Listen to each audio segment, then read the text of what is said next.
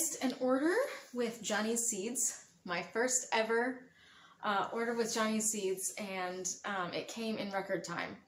I can't remember exactly which day I placed it, but I'm pretty sure it got here in like 3 days. And it said that it was going to take 3 to 5 days just to process. So I was totally not expecting it until at the very earliest, the end of next week. But it showed up on my doorstep yesterday.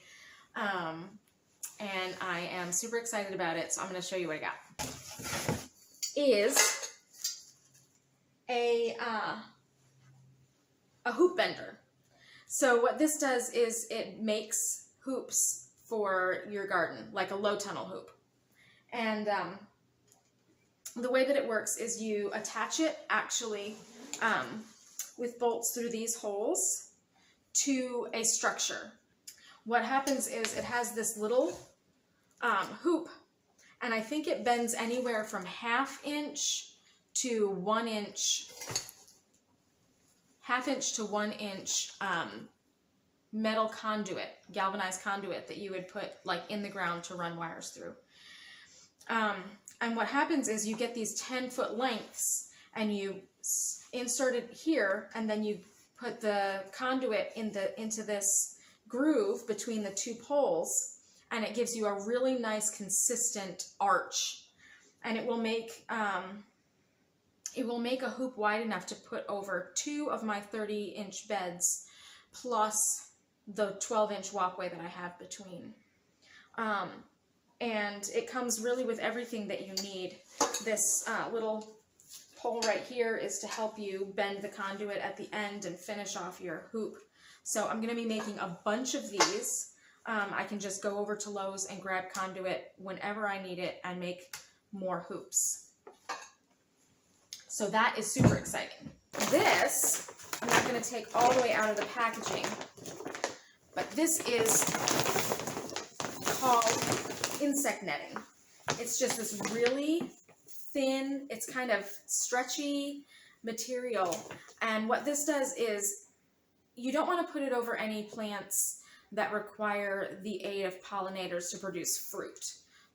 But you don't want to put it over, you know, tomatoes. You don't want to put it over your summer squash to keep the squash bugs off, anything like that, because those things have to have pollinators to create the fruit. But when you eat brassicas, you're really eating just part of the plant, not the fruit of the plant. So these work really well to keep those white moths off, because the white moths come and they lay their eggs, and then the caterpillars hatch, and the caterpillars come and just destroy your brassicas. And I want to grow a lot of those this spring. I didn't get to grow as many as I wanted to in the fall.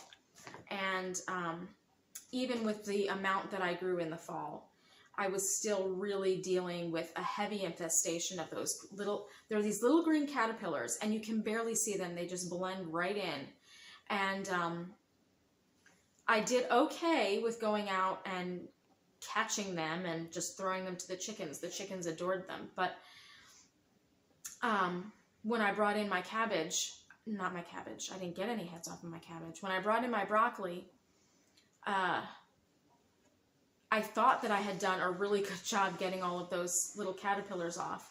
But when I chopped it roughly and I put it in the freezer on baking sheets, and when I took it out of the freezer to put into plastic bags and refreeze,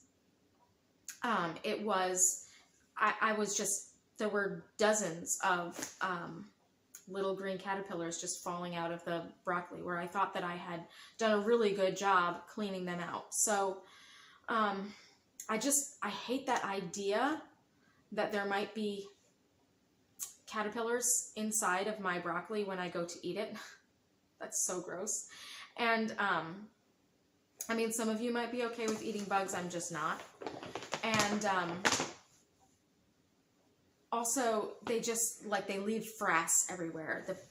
The caterpillars, you know, everything that eats poops, well, they eat your plants and then they poop all over it, and it's disgusting. It's really disgusting. So this is an enormous roll, and it should be wide enough to go all the way over the 2 beds. It's reusable. I don't know. I have yet to see how it's going to stand up, but hopefully I'll be able to use it for more than one season, I would hope. Also, for this, I can use shade cloth as well. So if it's getting hot and I want to keep my brassicas a little bit cooler and my lettuces cooler, I can put shade cloth over top of these also. And it will come in handy for putting plastic. When the weather starts getting cooler again, I can create like these little mini greenhouses and just open the ends when it gets warm in the middle of the day, go out and close it at night. And I should be able to extend my season quite a bit by growing within these low tunnels and put off the expense of a high tunnel. In this box, I have 350 tomahawks. No, not 350, 323. Why that number, I have no idea. 323 tomahawks. I don't need 323. I might need like maybe a third of that this year. But my plan is that I am going to grow lots and lots and lots of tomatoes this year. I'm growing all indeterminate varieties. And so I purchased these. They're called tomahawks, and they come like this with I think it's like 7 feet worth of twine dangling from them to start out. And then there's an extra, I don't even know how many feet around this. And what you do basically is you connect it to the bottom of the plant, and I'll show you that in a minute.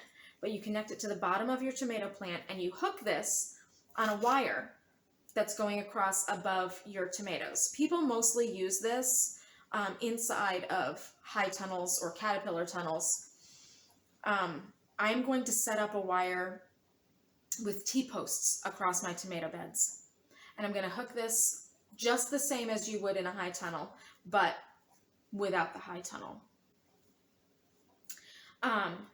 So what you do is you attach, and that's what's in this box,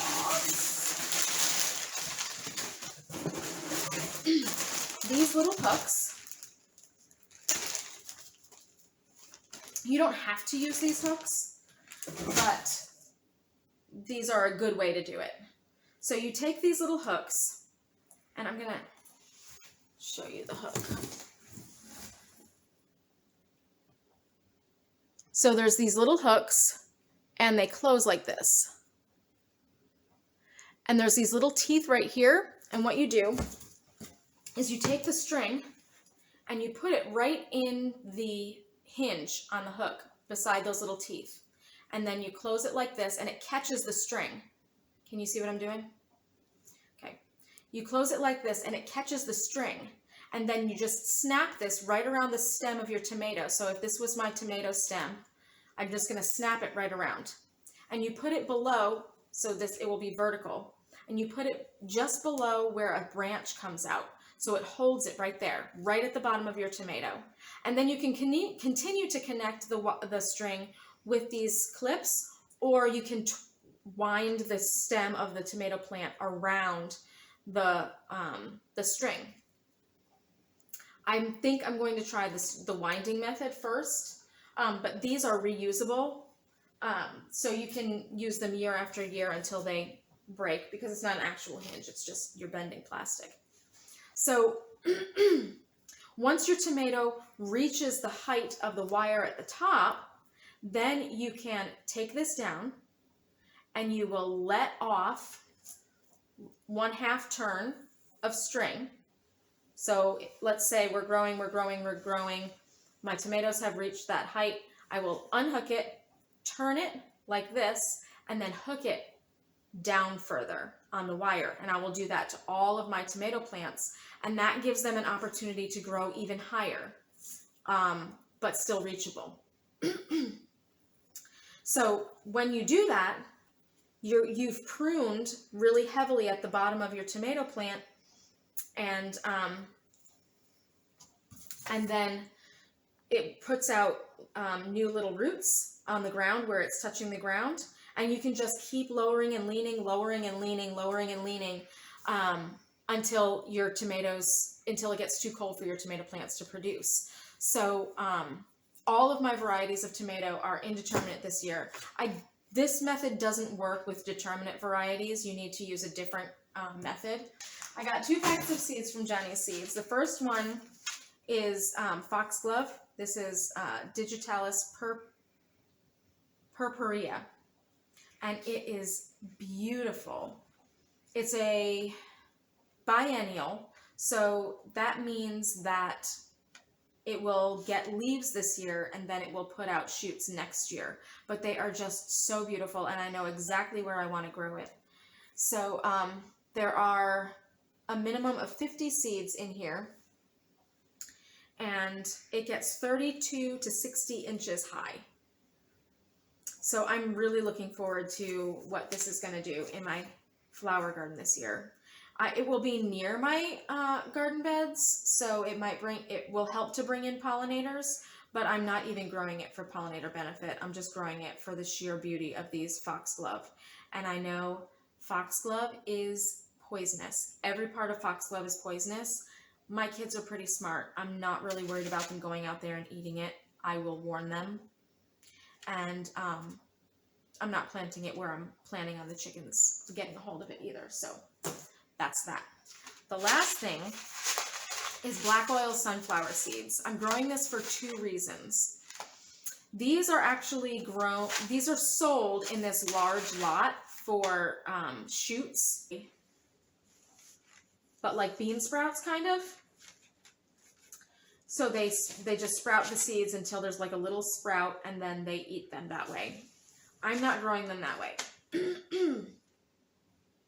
What I'm going to do is I'm going to plant a bunch of these over on the side of the chicken yard. These get nice and tall, so I'm planning on them creating shade for the chickens in the morning until they can get. So they don't have a lot of shade in the morning, and they usually like huddle in these little spots where there's shade. And so I want to put these down for shade for them, but also they can eat the seeds. So these are really good for them for, I can just throw them an entire flower head once the seed heads develop. So it's a dual purpose. I'm going to grow it for shade for them, and then I'm also going to grow it because they can eat it. And even though these are sold for shoots, it's exactly the same seed as they sell in these tiny little packets to grow the flowers. And these are a lot cheaper. So that's my goal for that.